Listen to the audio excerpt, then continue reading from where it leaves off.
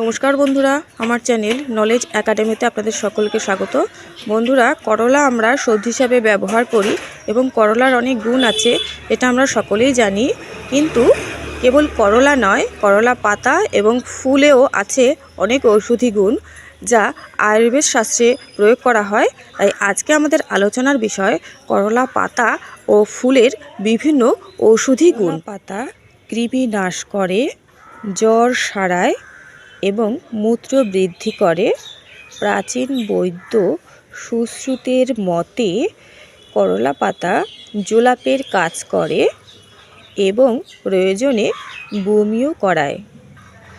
করলা পাতার রসের সঙ্গে সামান্য নুন মিশিয়ে খাওয়ালে পিত্তের বিষ, বমি ও মল ত্যাগের দ্বারা শরীরের বাইরে বেরিয়ে যায় এবং শরীর সুস্থ থাকে।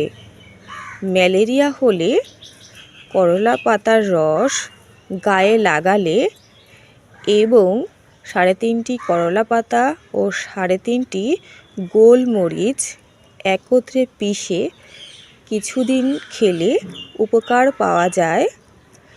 10 চা চামচ করলা পাতার রসের সঙ্গে একটু হিং মিশিয়ে খেলে মূত্র পরিষ্কার হয় এবং কোনো কারণে যদি মূত্র বন্ধ হয়ে যায় সেক্ষেত্রে এটি ওষুধ হিসেবেও প্রয়োগ করা যায়। অম্লপিত্তের জন্য ভাত খাওয়ার পরেই যদি বমি হয়ে যায় তাহলে করলার ফুল অথবা পাতা ঘিয়ে ভেজে বা কাঁচাই নুন মিশিয়ে খেলে আজকে এই পর্যন্তই।